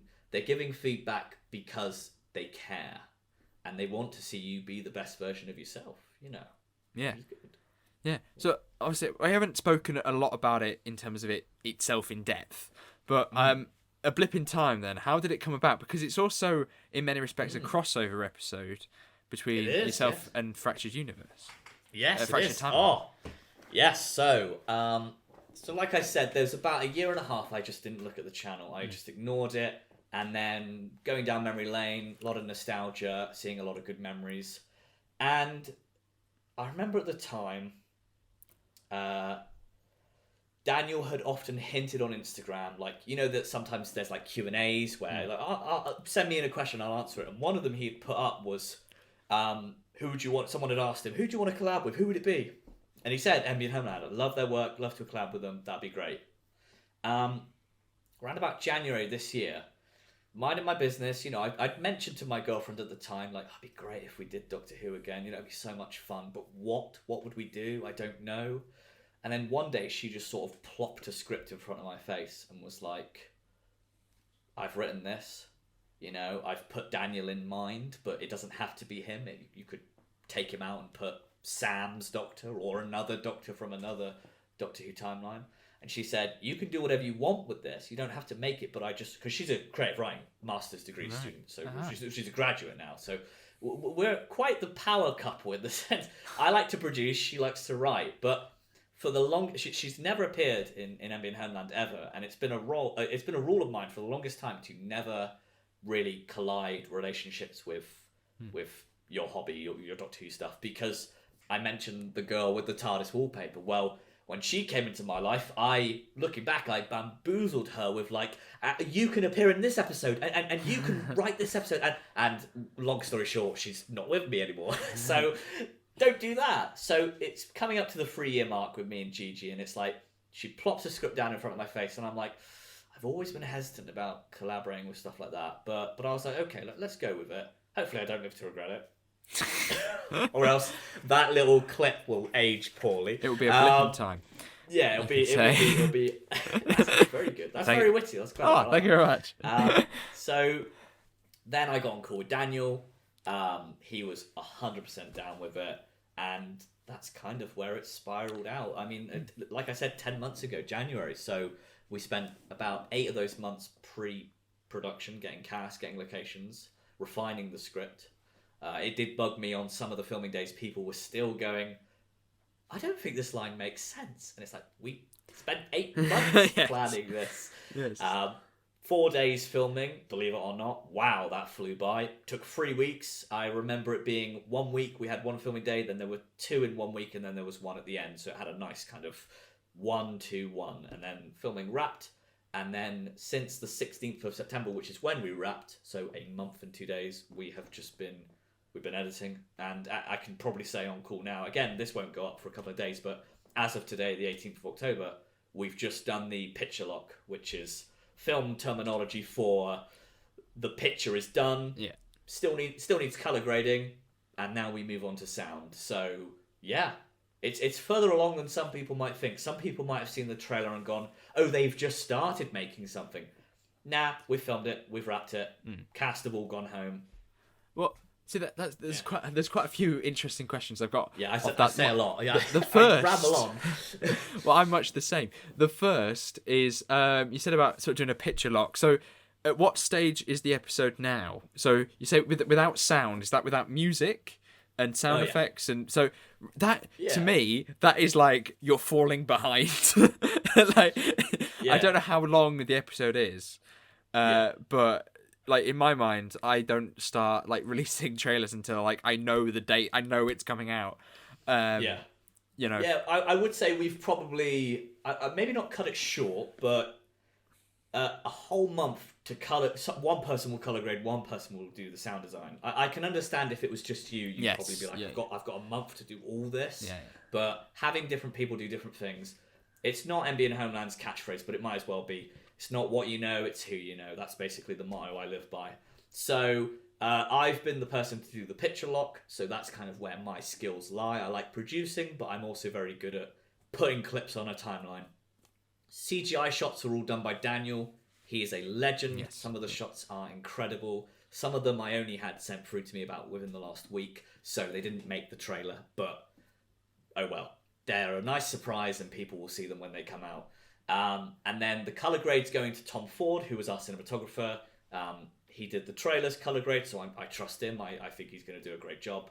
And at the moment, I am the sound designist, but I also do have someone composing who's worked on the channel before, so I don't have to worry about music. And you mentioned runtime. At the moment, it's about 15 minutes, which is interesting because I refer to this as a mini episode, but I was going through the channel earlier today, just before calling you, and Series 6's shortest episode is 17 minutes. Its longest is 31, its shortest is 17. So it kind of borders on a half episode more than a mini episode. Oh. Like, if you look at Series 7, like official Doctor Who, they did like some mini episodes like A Pond Life I think there was one with the Doctor and Clara as a child on a swing. Yeah, or yeah. something like that. They did prequels, if I remember, for That's it. Yeah. series. Yeah. Was it series?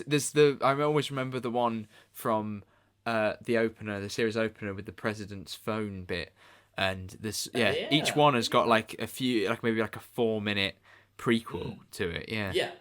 Yeah, and I don't want people to think that it was like that. Don't get me wrong, when I first thought about this, I thought it probably would be that. And I remember when Gigi was kind of working on the script, I kind of said, if you are going to do anything, think about maybe like 5 to 10 pages, nothing too long. And then when she presented like a 20-page script, I was like, okay, oh dear. But we managed to wrap it. We managed to get it done in 4 days, which is incredible. So a month today, the episode goes up. 2 weeks to color grade, 2 weeks to sound design, and then 2 weeks to reflect. Show it to the group, what works, what doesn't. Go away, show it to the group, do it again, rinse and repeat until you're happy. So, yeah, I can understand what you mean where you say the picture lock's a bit late. Like, if this was official Doctor Who and the 60th was about to come out and they said to you, yeah, the picture lock's just been finished, you'd be like, we're in big trouble. Yeah. But 15 minutes, like, it's short, it's sweet, it's got a great story. I think it's doable. I hope it's doable. Well, yeah, 'cause it's like you say, when you've got a team like that, when you have people behind you. I'm a bit of a control freak. I think sometimes same, yeah. where I can't say, I don't. It's not. I suppose I don't trust somebody enough where if you want something to do it yourself. So I agree. it's like Yeah. I'm doing the sound design and the music and everything like that. And I think that sometimes that's sort of my disadvantage, where then you're going, I don't know anything about music. For example, I can't compose. Nothing. Cutting music's instrument. very tricky.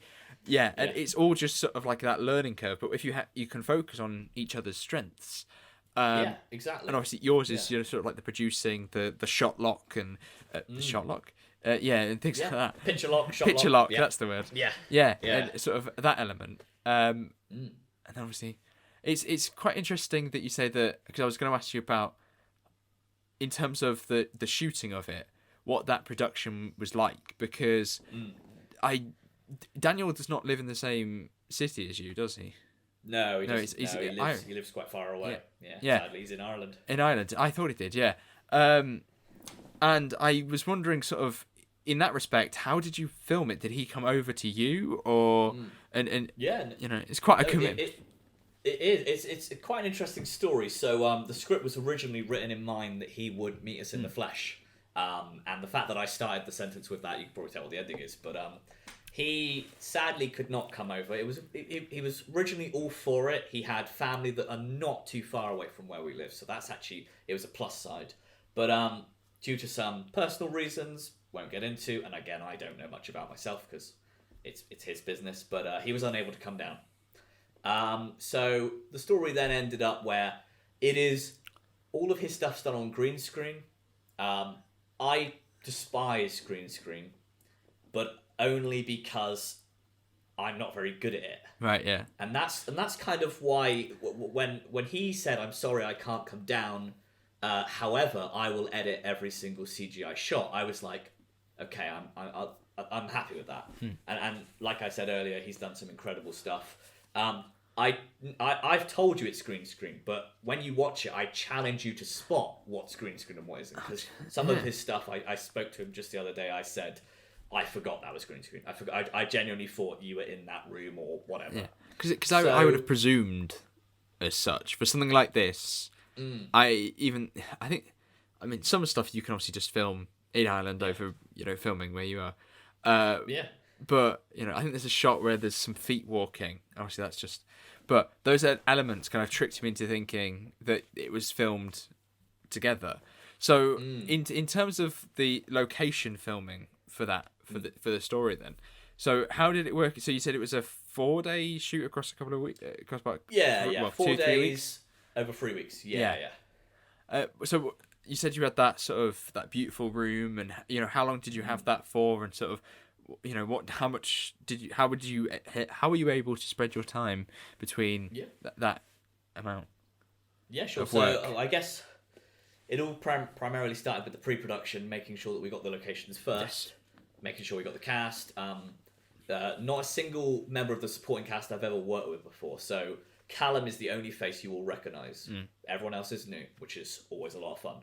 And so the beautiful room, the banqueting room, as it's called, we were very fortunate. We had that 9 till 5, so we had that for 8 hours, and I think we had 4 pages throughout the whole day. Clean, plain sailing.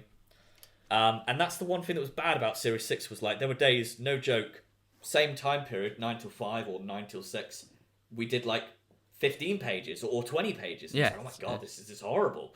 And it was like, okay, we filmed that, let's move on to the next thing. It's like, well, don't you want to get a second one or a backup? We don't have time. But with this episode in particular, and I think it's why it looks beautiful, Tom Ford, our cinematographer, he is his biggest critic. He hates his work. He always complains about it. We just went through the picture lock. I showed it to him on call, and he just was like, oh, I hate all these shots. They're awful. And I'm like, what are you talking about? They're beautiful. They're amazing. But that is what makes him such a legend, is the fact that he's constantly trying to improve himself. And I think once you feel like you know everything, you stop learning. So for him, he's the perfect man. That's how I sum Tom Ford up with. So to give him a massive room to spend 4 pages for 9 hours, 8 hours to do whatever he wants, we have, no joke, about 3 hours and 30 minutes on the cutting room floor of just alternative shots, not deleted scenes or cut lines or anything. There's the odd line that's cut just for pacing, but we did so many alternatives of the same scene that theoretically you could probably make this episode 2 or 3 times again using alternative takes if you wanted to. I'm not going to. I'll give it to someone else to do. Yeah. But it probably wouldn't be as good, and I'd like to hope we have picked the best shots for this. Yeah. But it's interesting to think about it in that sense. And don't get me wrong, out of those 3.5 hours, probably like half of them are probably bloopers, or someone missed a line, or there's a continuity error, there's a chair in shot, like stuff like that. Things like that happen. I was actually watching one of your bloopers the other day, and then somebody goes across and there's a microphone right in front of the TARDIS. Yeah. But I mean, Times. Was it sort of daunting going back to a blip, to that sort of Doctor Who universe? Because once you did the interactive story that ended series, was it series 6? Yeah, the pick your ending. Yes, pick your ending. Did you feel like that was then put to bed completely before you went, or was that little? It's like Russell Davies says, you never really finish with Doctor Who. You're always sort of working on it. Yeah, I'd say I was always thinking of ideas, and I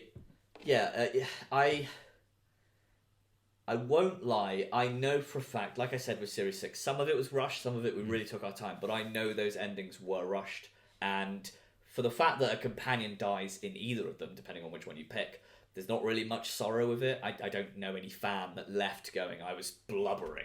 I can't believe Dylan's dead, I can't believe Isabella's dead. So for me, I felt that there was some unfinished business. And I won't go into too much detail about A Blip in Time. And it's not 90% oh boo-hoo, Dylan's dead, oh boo-hoo, Isabella's dead.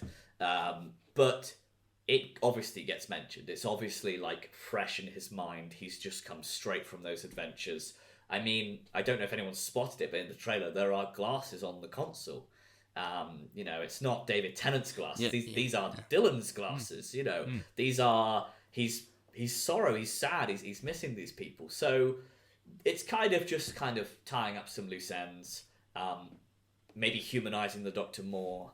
And in terms of coming back to it, there were days with Series 6, like I said, where my own health, or filming days, or something went wrong and I had to...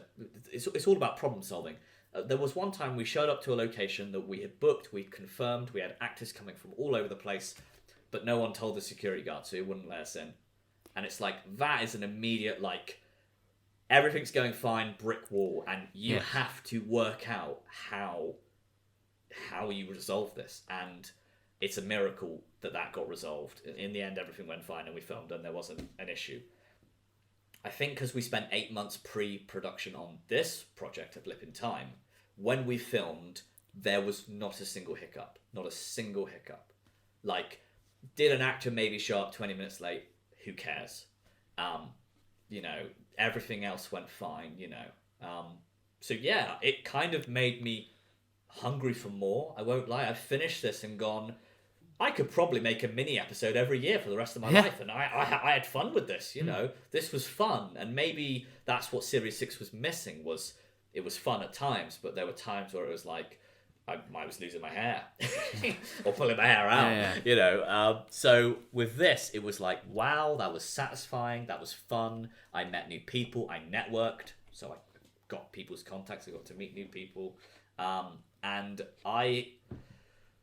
I've left feeling very happy with this story as well, in the sense that sometimes Series 6 episodes were like, there's a good idea in this, but it falls flat in the beginning or at the end, or it's rushed up, it's wrapped up too quickly.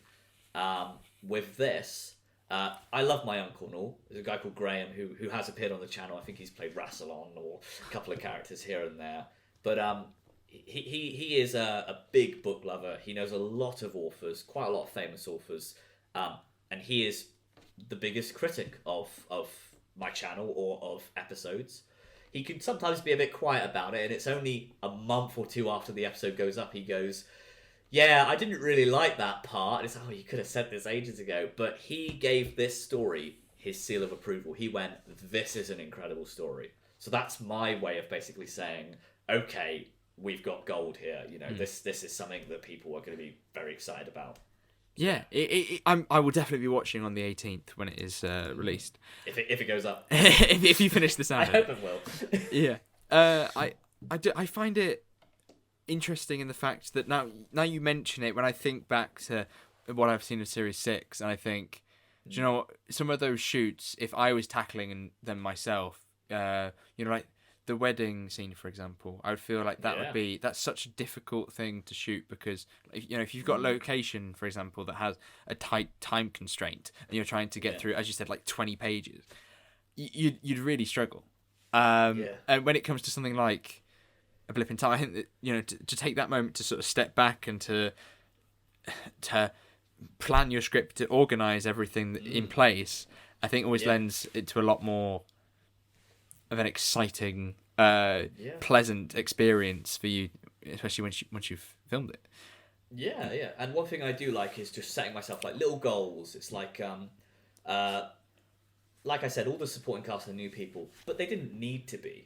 I could have got Graham to play Churchill, or put me in a wig, or a bald cap, or something, And the locations, apart from the TARDIS interior, which everyone knows, every location we've never filmed at before, but I could have filmed it in a field that I have filmed in 100 different times before. But it's like there's little goals you set yourself, and that's kind of maybe where the satisfaction comes from. It's like, wow, this is, like 10 years ago when I started making YouTube videos, I remember filming in the field just down from my house, and I thought that was like gold. I was like, wow, I've never done this before.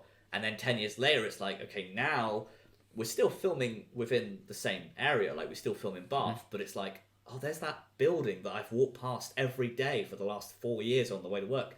And it's beautiful. It's got a great interior. Why don't I just ring them? Why don't I just pop them an email? And it's as simple as that, really, Yeah, I think there's an awful lot of admiration I have for you for the fact that you're doing that. Well, thank you. Beyond just going, I think I've sort of chosen the easy way in the fact that I'll just do it on audio. Like, I can just do it that way. But I do think that's very hard, and it's something I've never... Not harder than I thought. I think it's harder than visuals, because my lecturer at uni, one of them, I remember him saying, you can get away with a camera being slightly out of focus, or you can get away with a camera having a slight Dutch tilt or whatever. But if there's a glitch in the sound, everyone notices. Yes. And so I've never bothered to attempt what you're doing. So I've spoken to people who do audiobooks in the past. I admire what you're doing. I could never do what you're doing. It's why music is like the bane of my life in many respects. Trying to find music, yeah. I mean, even now, so episode 1's out. Episode 1 was finished when it came out in July, and episode 3's mostly finished. Okay. So I finished it in December. It's episode 2 that's the challenge, that needs a lot of work to it. Because a part of the issue is that when we wrote the scripts, we were 2 years younger, and now we're 2 years older. We're going, actually, I could do this way better, and then we're coming up with different ideas, and then you know, everything keeps sort of changing.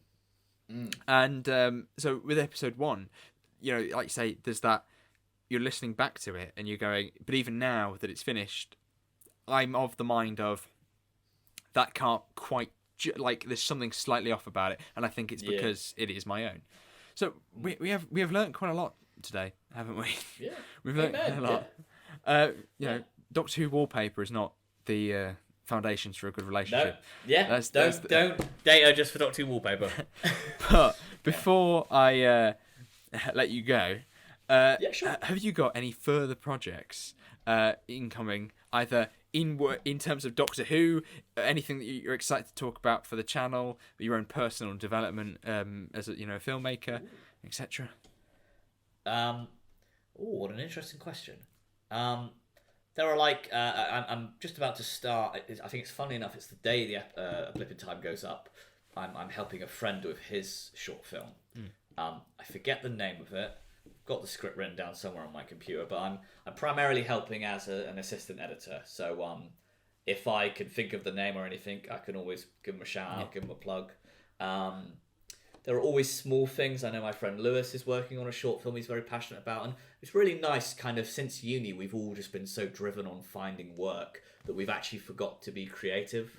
So it's so great. My friend Ollie's he's coming to me with short film ideas. Even Tom, who's the cameraman for this, Tom Ford, he just said to me recently, he's trying to get a director who he knew from uni to help out, and he wants me to produce it. So there's all these great little things. Too early to fully put a pin in them. In terms of more MB And Homeland, which might be the question you might be alluding to, or more people might want to be interested in. I said it earlier. Like I said, this mini episode was so much fun, I could do it again so easily. So I would probably say, for people out there who are keen or curious to know if there's more MB And Homeland content coming, I would say more mini episodes maybe. I'm very passionate on the number 6 because it's 60 years of Doctor Who at the moment, and the idea of maybe doing 6 mini episodes would be something quite fun. Whether or not they'd be able to be released in time for the 60th, they might fall within a year, so they might be coming out around this time next year, maybe. But that's something I would like to do. And also, Series 6 was such a daunting task that Series 7 is nowhere in the future that I can see. Even if tomorrow I was like, let's make it, it's going to be a year of pre-production or something like that. And Series 6 took 2 years to make, so this would probably take even longer. So for people out there, I don't want them to go, oh, MB And Homeland's not making anything anymore, unsubscribe, bye. I don't want people to think that there's never going to be a Series 7. There could be. If I win the lottery tomorrow or something, I would just make fan films all my life. But I would love to do more mini episodes. So that would probably be where we're leading to, and typically a series like Series 5, like Series 6 would have 6 episodes. So doing mini episodes that, like I said, 15 minutes is kind of a half episode. So if there were more half episodes that were the same number as Series 5 or Series 6, then it's not actually too bad. And it's still a decent amount of content, So we're not talking hour-long things, but between the 15 to 20 mark. So that's something that, might happen, it might not, but I'm hopeful that something new will happen. Yeah, well, I understand where you're coming from, the fact that once you've done something like that has taken up so much time, you don't want to just do it again. So I understand obviously why you wouldn't want to do a 7th series, especially one. A lot of people want it. A lot of people. Everyone's always like Series 7. Yeah. I think sometimes. I think since I've actually started to produce stuff, I think you do get a bit of a understanding for why directors and various things like that. Like The Office, I think, is a prime example where they at the end of their 3rd series, maybe even less than that. 40 Towers, 2 series. They did that, and they went, we'll put it to rest now. That's it. It was quite a grueling writing process, and I'm sure creating the show is tricky. And as much as they loved it, it was tricky to to it was that chapter of their life, and then the book closed on it. And that's kind of how I feel about a lot of the older projects that I've done, is that their time passed and therefore they closed. That's not saying that for you, you're just going to stop or anything like that. No, I'll always be making something, but Doctor Who might not be the chapter. Its form is going to change. I mean, you've done quite a lot of short films over the last year or so. Yeah, a lot of uni stuff. Yeah, which has been a lot of fun. And like I said, I've got notes on my phone. There's always ideas. There's always this and that.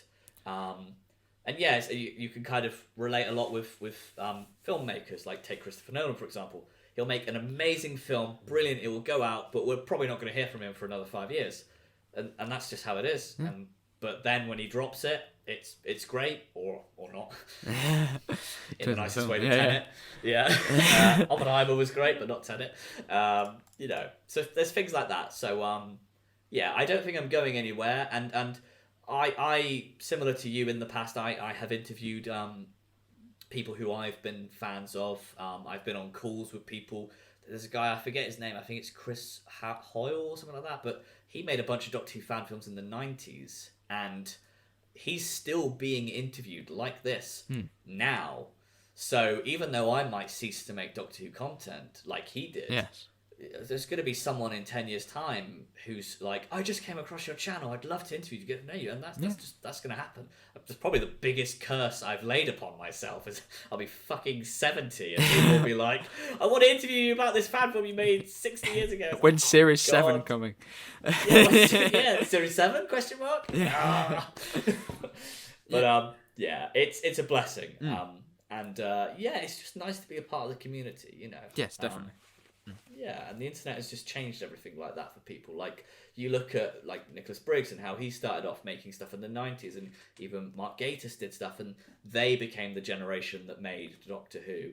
And now we have just look on YouTube, just look at big fan film channels, look at big Doctor Who channels that are presenters or passionate art people. They are the next generation that are going to lead Doctor Who. As excited as I am that Russell's coming back, I think he knows that. I think he's coming back and going, I'm paving the way for that generation. I'm going to ump it as much as possible. And then it's like, here you go, early 30-year-olds to 40-year-olds who grew up with my stuff.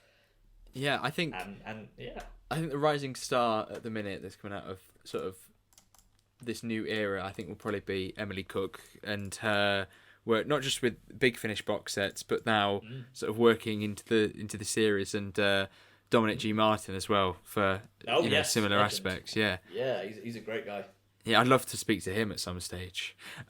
He's very. I've spoken to. I've met him once at Comic-Con, but I messaged him once and said, "Oh, do you want to make a voiceover cameo?" Oh, it's late. And then he's very kind, he's very nice, very generous. So I don't see there being an issue. So I say go for it. Yeah. Something to go for in the future. Well, So thank you very much for joining me today. That's okay. No worries. I do hope you had a good conversation about Doctor Who and I had a blast. Reliving things, I suppose, as well. Yeah, all the trauma. Yeah, not all of it good. But obviously the film A Blip in Time will be out on the 18th, which I think is a Saturday, isn't it? 13 days away after this episode of the podcast is released, if you're listening to it on release day. I would suggest checking out your massive back catalogue of episodes as well. It's something that I've slowly started going through. I think I watched bits of Series 6 and maybe a few of Series 5, and I'm going to go back and have a look and try and delve in a bit further, because you have done some very Series interesting 4 things. In the nicest way. Right. To new audiences, start with Series 4. We kind of do like Peter Capaldi did with the pilot, quite literally. Fresh start, you don't necessarily need to know what's happened previously. Right. Yeah. So that's my advice to anyone. Peter. Do those two series. So that's 12 episodes. Lovely. Yeah. Tie you over till the 60th, or perhaps even series 14. Yeah. Exactly. Yeah. I mean, it's sort of like I love the canon aspect as well. To that sort of stuff. Is that there's so much freedom of like a sandbox. Yeah. But yeah. So if you want to check out the podcast on various different platforms, you can. We're on Spotify, we're on Deezer, we're on SoundCloud for some reason. We're all over the place, and I don't even remember all of the names, but I don't need to because they're all in the description below in the link tree. So if you'd like to go and check them out, you can. Very nice. Your links, Mark, will be down in the description below, of course. So will mine. And until next time, thank you very much for joining me, and goodbye.